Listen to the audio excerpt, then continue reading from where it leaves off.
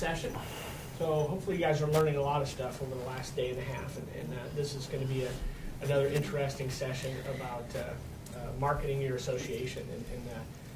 This is something that I've always felt is critical to associations, and really honestly one of the reasons this company even got founded was because of the really lack of sales and marketing from the association perspective. I was working with them back in the mid-90s, and marketing didn't really exist. They didn't have to market much because they owned it. They owned the market. They owned information. They owned everything. But those times have changed, right? So sales and marketing is very, very important. So we're going to talk to two experts here, Wendy Kavanagh with the Georgia Society of Association Executives. And I honestly would say, and I'm not patting you on the back or anything, but we have about 25 SAEs we work with, and I would say Wendy's is the best run and the most aggressive, the most collaborative, not just with us. I'm just talking about it as a whole. The user groups you guys put together, you're doing a good job there. And then Russ Webb, who's with the Atlanta Apartment Association, and you guys were the second largest, third largest? Third largest in the country. So I think they both have some good ideas to share with us. I want to just start by kind of giving you what my definition of sales and marketing is. And I think, at least I've been told, I'm pretty good at both of them and just understanding how to get in front of people. And I talk about sales and marketing as being just transferring a belief in something. If you can transfer belief and be in front of people at the right time, because you never know when someone's going to need something or buy something or be attracted to something. So to me, it's got to be consistent. It's got to be constant. And the message has to be the same, and it can't change. And this is one of I think the biggest problems I've seen with associations over the 20 years I've worked with them is at the beginning there really was no message at all. Whether it was products or services, the message was just, you're here because you have to be here is kind of what people heard, right? And like I said, that's changing a lot. So we'll kind of get into some different topics today and some different questions. And feel free at any time to ask questions. This is a small enough group where if any of you are doing things in relation to a topic we're discussing that you think is valuable for the rest of the group, just raise your hand, I guess. We'll raise our hands or blurt it out if you want to. And we'll go from there. So I guess I'll kind of start, but maybe ask you two, what does marketing mean to you guys? From an association perspective, what does it mean today? Go ahead, Wendy. Oh, great, thanks. Marketing for GSAE has evolved tremendously over the last 3 years. And I'll give you the short version, and then I can back it up a little bit and give you a little more of the historical standpoint. But essentially, marketing for us is storytelling. We have really embraced creating brand evangelists amongst our members. And you have to understand, GSAE is quite small, and I understand that from a scalable context. Grab me afterwards and we can talk more about that. But my group's pretty intimate. I have about 540 members, association professionals, and then corporate supplier members who do business with the association community. They want to sell you something. But connections and storytelling, that's the emotional responses that we're trying to evoke within. So we have marketing strategies. We can talk about communication vehicles if you'd like. But for us, it really, truly is inspiring our members to go out to our larger community and tell why GSAE is of value to them, how it's helped their career, how it helped them solve a problem. The career path is such a huge thing for association professionals. Very few people go to school and say, I'm going to run a nonprofit when I grow up. Even now with certificate programs being proliferating, it's still really hard to put your arms around the profession and what it means and what kind of skill set you need to be successful. So again, marketing for us is telling your story and inspiring your peers and your colleagues to get involved with GSAE. We think our value proposition is pretty darn good. And just before you go, it's kind of like what Tim Sanders said yesterday too, is evoking that emotional connection. To me, like I said, it's transferring a belief. It is emotion. It's what marketing is. I'm going to run a nonprofit when I grow up. Baby, I'm so proud. Yeah, thanks. For us, marketing our association is about marketing the connections and providing what all of our members need. Our membership is made up of about 350 companies who manage about 1,600 apartment communities in Atlanta. And then we got over 1,200 vendor companies that provide some type of product or service to the industry. We don't have any individual-based memberships. It's all company-based. And every one of them wants to connect with our industry in a different way. The owner-managers are interested primarily in legislative. We survey them to find out that's what they want. Our associates, networking is the one thing they want. They want to be in front of the people that they're selling to. And what we are there for is to provide that conduit to provide all of them with what they need, whether it be the education for the on-site people, whether it be the legislative support for the guys who own and manage all the apartment communities, or whether it's that vendor. And we have vendors from as small as one guy who puts out pine straw in the back of his pickup truck to AT&T, and companies in all sizes in between. And they all need a connection. And so what we sell to them is that connection. We sell to them the ability to be able to have someone who speaks for them. And that's kind of our catchphrase. We say we are the voice for the multifamily housing industry in Georgia. And that's what we want to be for our members. And we believe that we're marketing that experience. Hopefully, it's something that they can't get anywhere else, because competition, like you said, I mean, honestly, years ago, I used to sell to associations before I came to the association. And everyone, if you were in a field, you belonged to your association. It's what you did. I feel bad for professional organizations today. We talk about it in our office because we're trade. And so most of our guys are going to join because we provide a product they need. But for a lot of professional organizations, if there's not some type of licensing, we'll feel bad for them, because it used to be that people would come out of school, they would join their organization, start their career. Now these guys come out, and if they don't get a hook in them pretty quick, and they get 4 or 5 years into their career, and then they look at membership dues and they go, well, I've done pretty well so far without it. I get the information I need off the internet. I'm getting the education I need through third-party sources. I mean, it's really tough to be everything to everyone. So for us, our thing, we know that we have to constantly change and continuously offer new services. So that's what we try to provide. So I mean, in part of marketing is understanding what your goal is. I think at the end, you have to know where you're going and what you're trying to accomplish before you can develop a program. But you had mentioned something that's interesting, because you do have a number of different constituents. So do you. I mean, different types of members. I know all you guys do too. You have different types of members. Do you consciously go into your planning around marketing or your budgeting and say, okay, we have to market differently to these different sets? And if so, how do you make sure your staff understands? Yeah, I mean, I think for us the biggest thing is, so much time and effort is spent on recruiting new members that when you talk to organizations, if they had spent half the time and effort on retention, our membership director's here in the room, Christina, and our membership committee is unbelievable. Our membership committee is made up of about 165 people, and they're divided into 9 separate teams. And there's a competition between the teams. But there's recruitment and there's renewal, and the biggest emphasis is placed on renewal. Because the new members come in. They're going to come in, they want to sell the product and service to the owner managers. But that retention, and that's that touch point, that you can reach out and touch those people and say, here's what you got out of the association. So what we do is look at them and try to figure out the niche that we can fill, like you said, Adam, for each of those individual types of members. And one of the things that we started, I guess a couple years ago, we started these classes that are called AA 101. And they're basically new member classes that we do in our office. And they're not just for people that are new members. It's if a company's been a member for 20 years, has a new employee, has a new person who's now touching the industry. They come to the class and they get to learn what we do. They get to learn how we provide them with products and services and what we can do for them.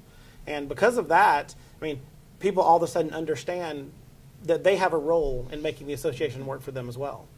So, well, and for us, one of the things we learned when we were doing this 3 years worth of data gathering, our members feel 3 things about GSAE. And I'm not just talking about our most engaged members. And I actually know one of the things that Members 360, give a shout out for Affiniscape, one of the things that Members 360 does allow me to do, I know who's called us. I know who's emailed us. I know who's bought something from us, attended something, all of these various touch points. We actually track those.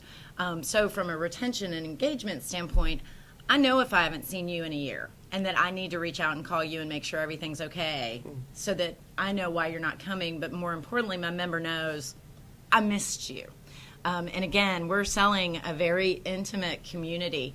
But again, our members feel welcomed, informed, connected. Those 3 things are tremendously huge for us, because what we've found through our data gathering is that if you come to my annual meeting, you don't think twice about paying me $175 a year for the entire length of your association management career. That it's such a flagship premier educational event, and the networking is really fantastic, that we actually give new members who are association professionals free registration to their first one. We'd love for Affiniscape to take that on. Maybe we will. But again, for us, it's we know if you're engaged, you're more likely to stay with us. If you're engaged, you're more likely to have met Russ and realize Russ walks in your shoes every day, and that Russ can be a resource for you, a connection, a peer, a colleague. There's just a very deliberate way in which we welcome and connect people within our community that starts right from the moment they join. I'm one of Wendy's members. And by the way, just so you know. by the way, and Russ actually is one of my favorite quotes. We when we were doing our new branding campaign, we went out and videotaped and interviewed several members, and they were all at various points in their career and their experience with us and their longevity with us. And Russ was one of my favorites in that he said, I may not have been around, but I've been a member for 15 years. You may not see me often, but there is nothing that would ever convince me not to renew. The value is such an obvious plus for him. And I quoted him all over the place. He was all over my website for a while. But, for us, our members feel really deeply about their experience in GSAE and can talk about that because we make that engagement piece such a key part. And to me, it's not marketing. It's part of that, but it just is who we are and what we do. Our aspirational goals are maximizing your career potential and giving you a wide array of diverse opportunities to connect. We live that, breathe that, walk that every day. I don't need a brochure to tell you that. I need you to meet somebody like Russ who can articulate it much more eloquently than any piece of paper I can give you about it. Well, I think from an association's perspective, and it's the same with us, you guys have heard me kind of harp on service just in the last couple of days, and someone even went up to one of our staff and said, I think Adam's a stickler for service.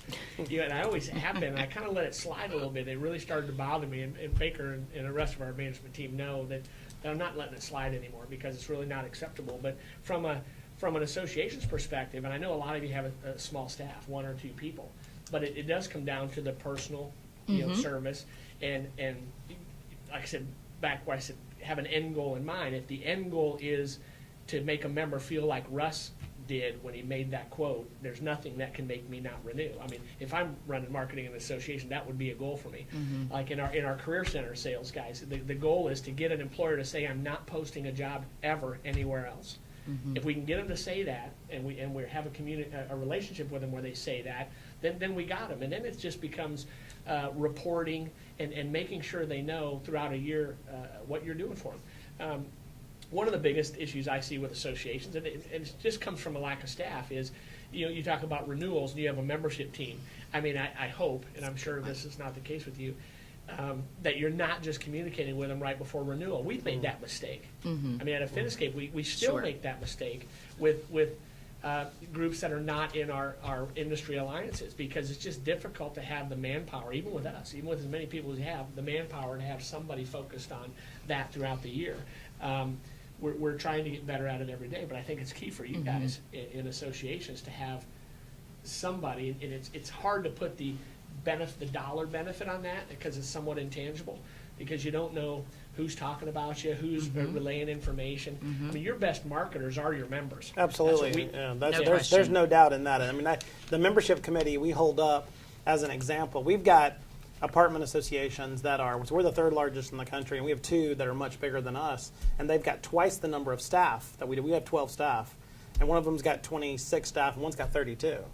And you talk to them about their membership committee, and they're like, well, how many is on your membership committee? We're like 160, and they're like, we have trouble getting 20. And I said, well, it's all because, for better or for worse, our members, they drink the Kool-Aid. Mm-hmm. They get it. They understand that the better the association, the better they are. And it's members on both sides of the industry. It's on the owner-manager side and on the associate side. And it's such a machine, but the best marketing arm for your association is your members. Mm-hmm. And if you can use those people who always talk positively about your association, and don't just say, well, that's great, so-and-so told me that they really liked the economic workshop that we did. Okay, well, have them share that with some other people. Take that quote, use that testimonial, put it on your website. Use that when you're reaching out to people. Use that when you're reaching out to renewals. Reach out to renewals and say, hey, we had, what a great year we had in 2011. Here are some of the highlights. Here's what we did for you.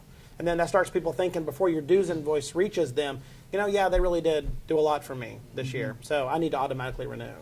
And we always talk about it in the sense that and to us, we're an association too. I mean, you guys are our members, right? Effectively, and we know you know each other. Right? And I mean, Baker, how long have you been with us now? 7 months. 7 months. I mean, how many times in a management meeting have I said, this is a different industry, and when bad news travels very, very quickly, and in one industry, if there's 50 chapters, if one of them's not happy, right? And even though 8 of them might be very happy, that one of them can just make it very difficult for us to sell more. I relate it to Yelp. If anybody uses Yelp, I can go. I use it all over the country, and if I log on to a site and I see a restaurant that has, 50 good reviews but 6 really negative ones. I mean, the point is, I don't know the people on Yelp, but if I know the association executives, if I know those 6 and I like those 6 better than the 50, I'm going the way of the 6 probably. It's the same with your members. I tell our staff, again, on the Career Center side, for example, if I'm a physical therapist in Texas, even though they have 30% penetration, I know they know the other 70%. Probably within 2 people maybe. I mean, it's not 7 degrees of separation, so you got to keep that in mind. Your members know everybody else that's not a member within just a few people. So the stronger you can get those that are members to feel about you. I tell these guys all the time, I said, we don't know, but I'll promise you, every single day there's a conversation about Affiniscape in the association space. And every single day there's a listserv email going out from some executive to all their peers about Affiniscape. And we better make sure they're all good. I mean, that's really the goal. And you have to Absolutely. Absolutely. 93 times. counting the meetings that we've had. Well, and I know y'all are looking for how can you use the things we're talking about in your organizations. And I think the most important thing about the marketing culture that both you have and we have, we want you to do something at the end of it. We're very action specific. And Russ has some great accessibility comments to make that I don't want to lose because that, frankly, sorry, Adam, made it worth the price of my flight, only because I felt so stupid afterwards and said, why didn't I think of that? But you get to talk in a minute. Right. But for us, with GSAE, because, again, we are a community that's nurturing, non-competitive. We want every one of our members to be better at their jobs, and we want everything we do to support being better at organizational management. So what I actually did just last month, I opened, you know how you talk about that information flow and you're the controller of the information. I took the firewall off all of our sample documents, all of our RFPs, all of our sample bylaws, anything you could remotely be awake at 3 o'clock in the morning going, oh my gosh, do I have a bylaws set that supports the next vote we're about to have? I'm not awake at 3 o'clock in the morning unless I'm in a hotel to answer that question. So I actually took everything out. You don't have to log in. You don't have to tell me who you are. If you need a sample from our website, you just go and get it. It was very funny. Rick Rutherford, who many of you may know from Affiniscape, is working on this resource center, which is a really cool proposition. It's putting a lot of thought leaders together, linking some blogs. But in the course of that, he said, I really need some samples. He sent me an email and said, I know y'all firewall all this, and it's a member benefit. It's not a member benefit. It's a community benefit. And if I make somebody's life easier at 7 o'clock in the morning when they're worried about their next board meeting, they're going to remember that the next time I reach out and touch them with a potential member letter or a potential member phone call. The next time I solicit them for membership, they're going to say yes because I solved their problem. And I can't even tell you how strongly I feel that associations serve their communities, their industries, not just the people who pay your dues, period.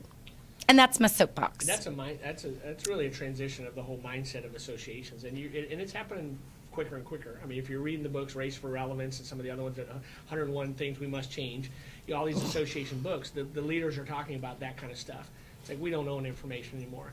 You can go to Google and get it. Why would I make you scroll through 8 pages of Google when I can give it to you? Go ahead. So, well, I completely agree with that. If you can find it on Google, it shouldn't be a member benefit on your website. My question is, if you had to define what the member benefits of your association were then, what would they be that I couldn't attend as a non-member, that I could not access as a non-member? I can answer that one. Go for it. yeah. Because, I mean, as far as I'm concerned, if you want to come to my meeting, I'm not going to gouge you $100 extra because you're not a member of mine yet. I believe so strongly in the value of our community that I feel if I get you in the room, you're not going to want to leave. We have a little bit of a differing view. Of course we do, because you're a trade organization. I am. I'm a trade-based organization, and I'm there. I'm a people person. And I'm there to support. To support my members. And I tell everybody Yep. we are a membership-based organization. Now, it helps that we've got 95% market penetration. That helps. So I only got 5% of the Right. possible members that are not members. So that helps a lot. But for us, what we're selling is access to that stuff that they can't get. And you can Google and you can find stuff, but it won't be what we have. The lease that we have, for example, for Georgia is the most widely recognized lease in the court system. You can't get that if you're not a member. It's Right. impossible. I You think can't. that's more of a traditional association. It- That's how a lot of And if you've got good market penetration, you can do it. Now, if you're in a market that your members make up 15% of your market, Absolutely. then you're going to probably be shooting yourself in the foot by locking yourself out to everything, unless you've got the golden nugget that everyone really needs. But for us, what we try to do is the one thing like these, I was talking about these 101 classes that we do to tell people the benefits, we let non-members come to those classes. So they come in and they listen and they watch the interaction between these people, and we say, this is what you'll have access to. This is the picture of what it's like to be a member of the AAA. And right after that class, usually, how many of those people, Christina, that attend that class as non-members convert? I would say at least half the ones that come to the class probably turn in an application that day or Yeah. the week. So, the conversion rate's great. fantastic for people who were just wandering in to see what it's about. So I've got a follow-up question. One of the big value propositions is access to information. Another is access to networking. I was having a conversation with Aaron with the Association of Women in Sciences, and one question is, how do you get them to go from Google to you? She was asking this morning, how do we get them off of LinkedIn and into membership? How do we engage them there? I'm okay with LinkedIn. Yeah. If that's, we obviously have a group, but Russ is the social media guru for this table anyway. Well, it's because So- our members are very, very tech savvy and socially connected, very much so. Before we had an official Facebook page, they had already set one up for our members. They had set one up themselves. So we shut it down, basically. Effectively called the person who was a very involved member and said to him, I need you to stop this and move everyone to our group. And he did. So we've got, on our Atlanta Apartment Association Facebook page, we have, 1,500, 2,000 members. And then on our Georgia Apartment Association, probably 1,000. And then our LinkedIn group is huge. Our LinkedIn group is massive. Now, those are open groups. That's what's interesting. You don't have to be a member of the association to be in those groups, but to access the information that we push on those groups, you got to be a member. And so when they go on LinkedIn, now we've surveyed them. The first place they go on LinkedIn is the Atlanta Apartment Association group page, because we put relevant articles up there about the industry. And we've got several members who love to post stuff, and they post the same thing in 5,000 places. But they're posting on our page every time. So it's good. We have good information. But our members are so socially connected, we were not going to miss that boat. There's no way. And we actually, the newest position that we've added in the office is a communications and marketing manager whose primary role, when we hired her, was social media. That our Facebook wall stays updated, our LinkedIn group always stays updated, and requests to join are very quickly met back with, of course you can join the group, but you should join AAA, and here's why. And even with Twitter, and we got some other social media stuff that we do too, which is not paying dividends yet. But we want, anywhere that our members are, Yep. we need to touch them, because if anyone thinks that, I just taught a class with another association in a completely different industry. We taught an iPad class with them, and it was fascinating because his members, the average age of our involved member is probably 30, between 28 and 30. The average age of his involved member is between 55 and 62. So he thinks that social media is something that his association doesn't even need to look at. Don't even need to. And so in the class we did, it was like half my members and half his members. And I said, I'll bet you, if I ask your members only in this room, how many of you have a Facebook profile? How many of you have a Facebook page? He's like, none of them will. And I said, okay. So say you had 20 people in the class. And I was like, how many of the GAWP members have a Facebook profile? Every hand went up. And I looked at him and went, duh.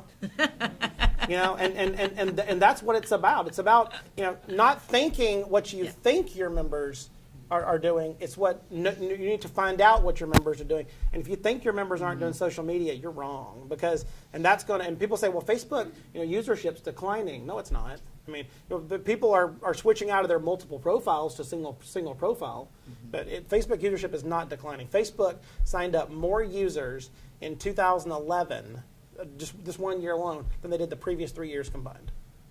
So that gives you an idea. And it's not stopping.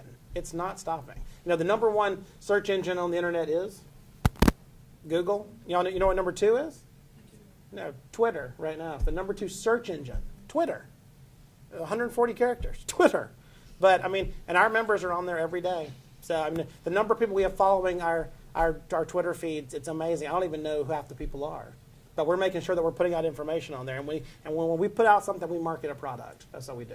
Well, I think the key, and that's all good and great, but the key to keep in mind is relevant content.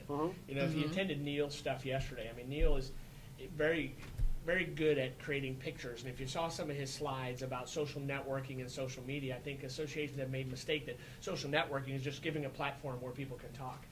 He calls that a verb, right? Networking is the verb, media is the noun. Without the media, without the noun, there is no verb, right? You can't talk about something that's not there. And if you let them put up their own stuff, it's usually garbage. It's usually stuff that's not interesting. It's just these comments of, hey, good to see you at the event the other day on your Facebook page, versus what you guys are doing is actually placing relevant content there that only you have. So that's, I think, the key from a social media perspective, whether it's LinkedIn or Facebook. You can't just create a page and expect it to work. It won't work. If anyone just wants a brief primer on just the overview of social media, how it works, see me afterwards and give me your card, and I'll email you this one slide. That's the coolest thing ever. It says where you should post your status, where you should post your updates. And it shows every social media platform and why you should post it to each one for what. This is the best starter ever for social media if you're looking at something. So that would be good to get out, Russ. That would be good to share. Go ahead. Good to share. I like to share. You had a question? Oh, go ahead. I was just going to say, bringing it back into this marketing strategy kind of focused, for us, for example, who uses print information still? You send a brochure or a postcard to your members.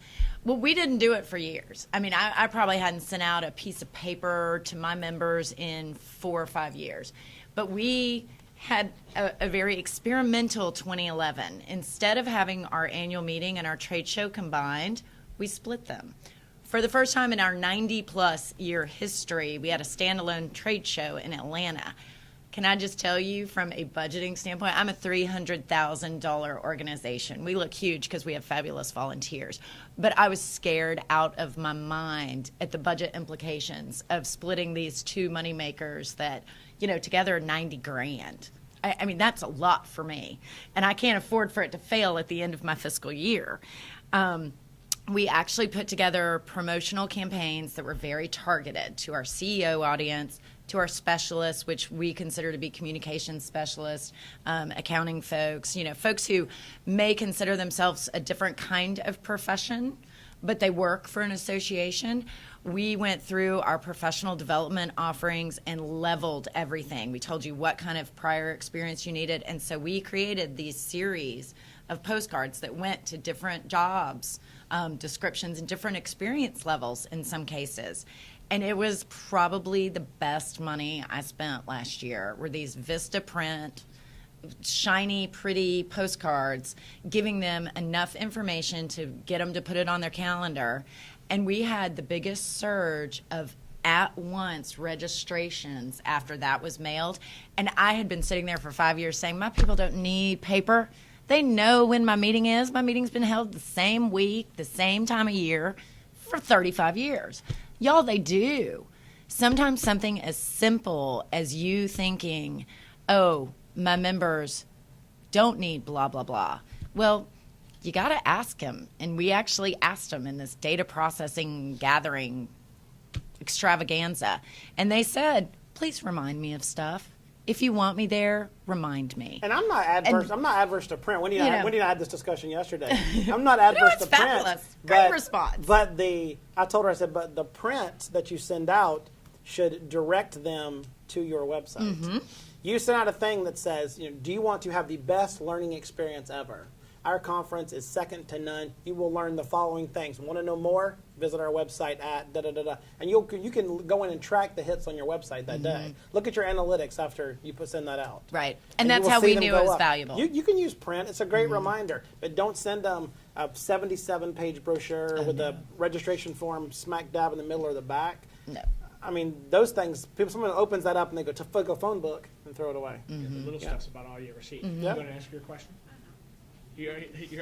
Well, one thing, and again, hit another key, and I'm kind of trying to highlight the keys. I think targeting is critical for associations today, but it goes back to a conversation we've had with a lot of you, especially going through implementation. We just had it earlier this morning with my implementation team in a group, and they're talking about how hard it is to get groups to stop and think before they implement any new software about what is it we're trying to do, what is our data a mess. I can tell you, from their feedback, and I'm not involved in it every day, most of the associations that come to us and want to implement Members 360, the data is a mess.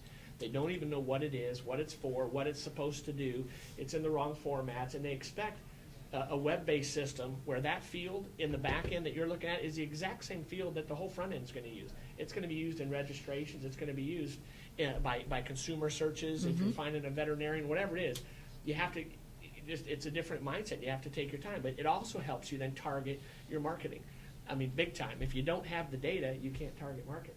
I mean, we're trying to work with industries now to say, we see 25 different pharmacy groups, for example. They have the same field similarly, but one's called member type, one's called type of member, one's called something else. And they should be exactly the same, and they get a lot more power out of it.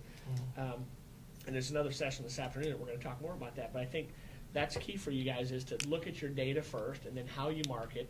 And companies like Vistaprint, I mean, you can print one, right? One thing if you need. It's one very thing. affordable these and days. It is inexpensive, but you can change one little thing. Like you said, it's targeted to this type of member versus that type of member, but 90% of the postcard's exactly the same. So let's talk about very targeted. affordable. I mean, yeah. I do want you to talk Yeah, about targeted talk about- because for us we're very job position oriented with a lot of our professional development. Well, we talk about target marketing, and one of the things that, several years ago, I had an issue with our members. When you're on the phone with a member, and the member says, I want to attend your trade show. Where can I get information? And you say, go to the website. They go, okay, what do I do when I'm on your website? Okay, go to where it says events. Hover down to where it says calendar. Now go to the calendar. Now scroll about halfway down the page. Do you see the trade show? Great. Click on that link. And then, okay, do you read the information there? And by this time, they're like, you lost me. Goodbye. So what I started doing was I started registering domains. So like if someone calls us today and they say, I need to learn information about your trade show. Say, sure. Go to aaatradeshow.com. They type in the URL. It directs straight to our trade show page inside of 360.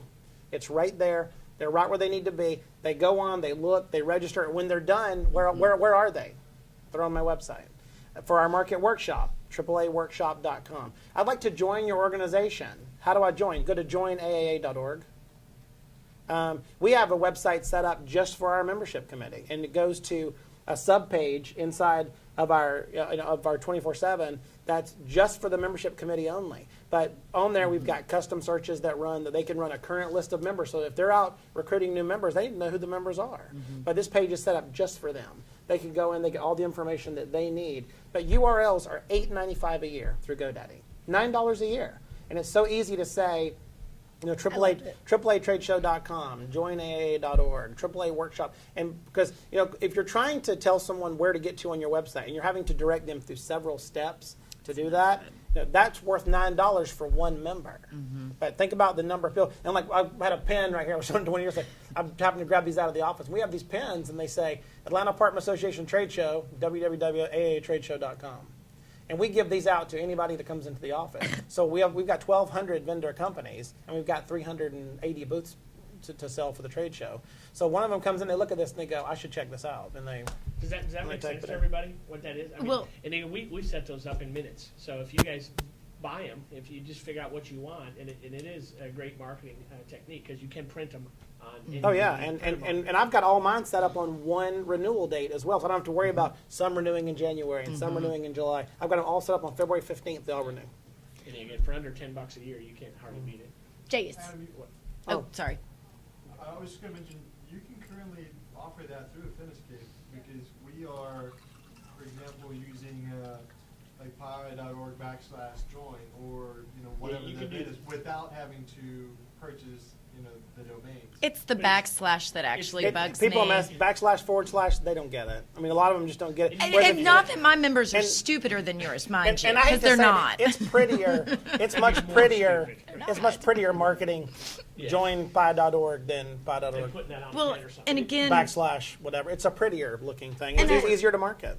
And I was about to say, I think the main thing, again, because GSAE is so focused on using our members to recruit other members and to engage other members, it's awfully easy for them to remember AAAtradeshow.com when his associate members are out in their market saying, oh, are you going to the trade show? I'm going to the trade show. Do you know how much business I booked Wow. at the trade show last year? That, to me, is what I want. And so accessibility is so key. Again, it goes back to the models being Well, unlocked. and- I want it to be easy for a member to do what I want them to do. I want to mold their behavior. One more super quick example is, when people want to renew online, and you tell them to log into their member portal, and the individual person's logging in. Well, if they're not the primary, then they can't view the organization profile to see how much is owed. They don't see anything on their Right. invoices. There are no open invoices. Yes, they are. You sent me a dues bill. So what happens is, in our case, we've got Joe executive who gets the dues invoice. He hands it to his assistant and says, "Go pay this." So she goes to the thing. She logs in as herself and she clicks on view invoices. There's not an invoice. He's like, "Yes, there is." Not working. So we set up a domain, payaadues.com, and what it does is it links to a form that we built that anyone can go into the form. Type in because it says have your invoice in front of you. They type in their member ID. They type in the amount they owe, their credit card information. They hit submit. It comes in as a payment. My controller takes the payment, allocates it to their dues. The end. Anybody can do it, but they can remember payaadues.com, as opposed to trying to figure out go to my profile and da da da da da da. I was going to say, your regular domain is a pain in the ass. It is. It has a hyphen in Nobody it. That's why he does it, because it's got a hyphen in it. It's got a hyphen in it. Every It time does I have see an that, I hyphen. can't even remember what it is right now, and I've Yeah. done it for 9 years. Before I It got autofills on they mine. set that up before I got there, and I would kill the person who did that Gretchen, if you I had had a known. question? Yeah, well, you were mentioning how sometimes people have a harder time finding things on the website. What are you guys doing with user experience testing? Are you doing that? How are you moving your pages around? What are you doing on the website side? Well, we try to put the most frequently visited pages on the front page. We try really hard. The thing they love the most on the front page is check us out on Facebook. That's their favorite link. That's funny. Check us out on Facebook. Okay, That's not mine. goodbye website. But we figured out that they really like to see pictures of themselves at events. They love it. So we had pictures buried way inside. So we've set up a section of the website called Faces, and it's AAA Faces. And now it's a link on the top because it was one of the most popular things they like to see. So one of my questions to piggyback on hers is how are you measuring success of programs? I mean, do you guys have a kind of a start and a finish to a program, and how do you measure We whether or not benchmark. it's successful? I use analytics and Google Analytics to be able to see For your website. for our website, and then for everything else, we survey the members, and we'll survey them all the time. But when we do survey them, we ask them on every product and service, please rank them. And it's always funny because we know what the results are going to be going in. That one side of my membership thinks this is the most important, and the other side think that that's dead last. So but it's just the type of membership that we have. But on your website, it's easier. It's actually easier to know on your website using analytics than it is to know on your normal products and services. But and the thing we do these quarterly big dinner meetings, and the staff hates them. But we get anywhere between 550 and 1,000 people at these meetings, and that sounds great. But we lose money. We lose a ton of money because we have to hold them at a big convention center, and we have to pay for a good speaker and audio visual and all of that. So we lose money. But we understand that is a loss leader worth doing because our members love it. If you ask them to rank the dinner meetings amongst our products and services, on both sides, they get a very high ranking on both sides. So that's worth doing. It's something absolutely worth doing, even though we're going to lose money at it, because it is something that brings them closer to the association and also allows us to market other things when they're at the dinner meeting, which we do. I can answer the website question. We did a redesign in 2010, September.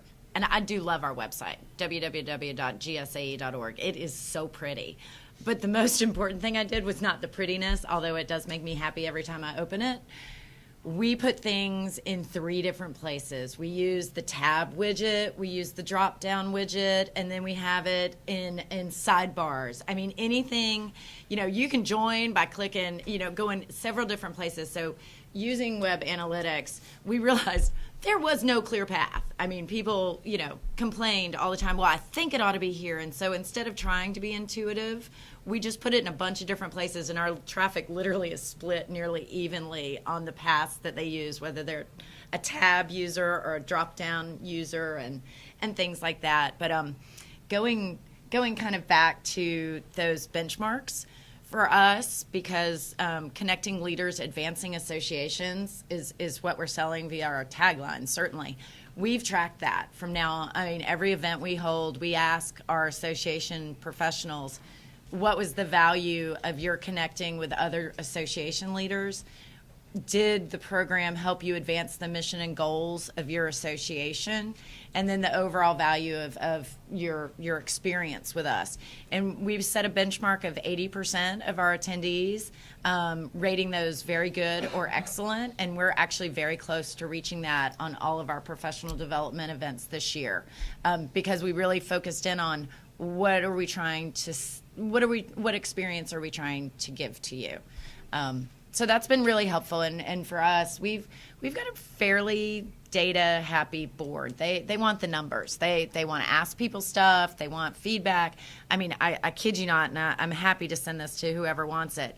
You would not believe the potential members, current members, past members that we surveyed as we got to this point in our marketing and membership campaign. I mean, it's an ungodly amount of data, and we had really good volunteers who actually understood what it meant. So that was helpful. Well, I think you just hit on another topic that I had written down earlier, and I think it's important. And even at Affiniscape, we're kind of just going through this. Every association, every business supposedly has a mission, right? I mean, you should have a mission and a vision, but they're almost too broad from a marketing standpoint. So what we're doing, even by department, but as a company, we're coming down to almost a purpose statement, right? What'd you say? Where's connecting what? Ours Your is tagline, right? Our tagline's connecting leaders, advancing associations, Right, so which is kind of milquetoast, I know, but it's really been fabulous. But something that simple, if you get your whole staff behind it, and it should be almost your core value, the single most important value that your staff lives by every day. Your mantra. And then also your board lives by, and you got to call people out when they don't live by it. And you got to eliminate employees that don't live by it, because that's the start.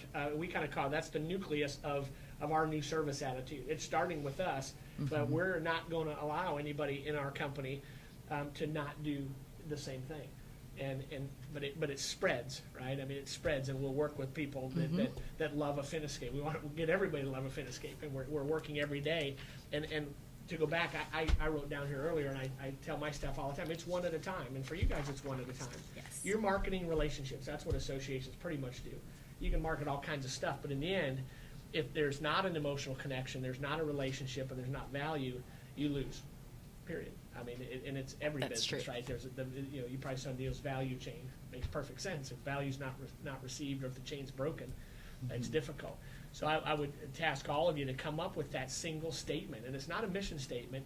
Who are we? What are we? You have your missions to advance the profession and all these things that are just too broad, as opposed to something you live by every day. That is your marketing statement, right? This is who we are.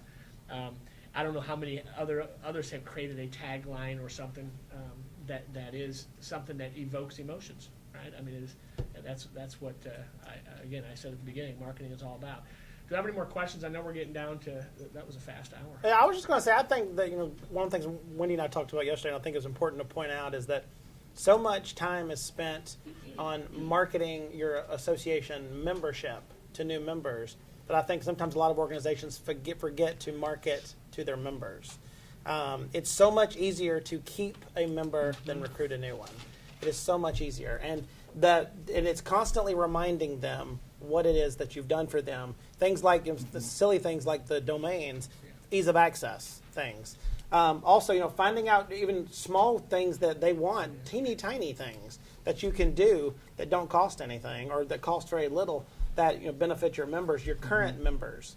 I was talking to a guy the other day, a fellow member of GSA, and he was like, "We have this huge campaign going for 2012. We're going to recruit 200 new members." I said, "How many are you going to retain?" He's like, "We haven't really thought about that." I said, that's gonna hurt come 2013. And that's what I said to him. I said, "If you're going to spend all that time working on those new members in 2013, your numbers are going to tank." Yep. I said, "So when you go to recruit, that's great. We've got a recruitment figure in mind that we want to recruit, but we also have a renewal figure in mind. And when our membership drive starts and our membership team starts working, the first thing they work on, renewals. It's the first thing they do. Keeping those people in touch with us. And if you need to assign them a mentor when they join. I mean, mentoring for some organizations is the greatest thing you can do, especially if someone calls you and they're like, I joined a couple months ago. I don't even know where to start. You've got someone in your membership who you feel comfortable with calling them and say, you know what, I would like you to call so-and-so because they're going to help you out. They're going to put you in touch with all the things you need to know.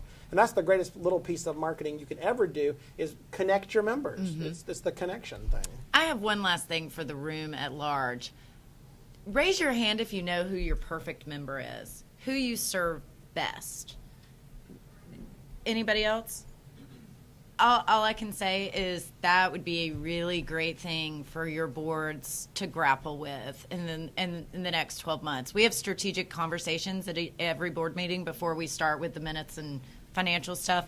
You need to know who you serve best before you can target a marketing message to them. You need to know what you do best before you can sell it. So I just urge those of you who don't know who your perfect member is and who you serve best, again, we're going to feel really, really sorry for the guy that's going to recruit 200 new members, because if those aren't members he can serve best, they're just going to walk away. You can't sell something that has no value. And so figure out what your value proposition is. Figure out who you serve best. That's critical in this day and age. And on the same line, in learning who they serve best, we stole an idea from another association. For another apartment association. It was okay because they stole tons of stuff from us. See, I just give that away. We're really good friends with them. This is an apartment association in New Mexico, and we're really good friends with them. And when they switched to Members 360, it was funny. She called me one day, and she's like, go look at our website. And I looked at our website. I'm like, it's my website. And she's like, yeah, I took everything. But we're really good friends. But one of the things we noticed that they had on their front page was something called a most wanted list, and it was a wanted poster.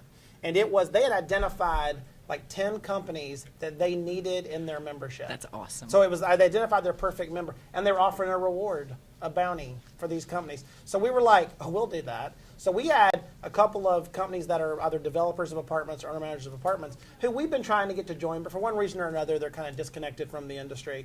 So we put them out, and it's funny. Our membership director, Christina, yesterday, she's like, we got one.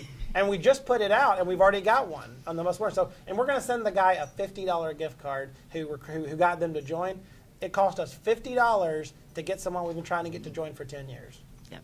And we put out a most wanted poster just like that. It was done. So little things like that. Identify your target and go after them. It's easier to do when you only have 5% of the market left. That's true. Well, I mean, for a lot of I associations, I say have that about tongue in cheek. 50%. I have about Which- 50% market which are both penetration. good. How many of you So- in the room even have 50%? Not very many. I mean, that's a big number for most associations having 50% penetration. Yeah. But again, I'll kind of close this part and then It's just ask so one much one fun. last question of you guys. Is the reporting aspect of associations? I think if you can develop, and I'll go back to what I said, we get a consistent and constant messaging to your members about what you're doing for them.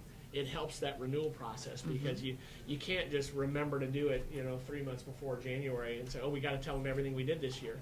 Because if they haven't felt like they're being touched, and it's hard. I know a lot of you have staffs less than 3. It's very, very difficult. So if you can create a consistent, maybe it's just once a month, maybe it's even just Fridays. You say, hey, here's what the association accomplished for you this week. It's reporting, right there. We call it reporting. You're reporting what your successes are.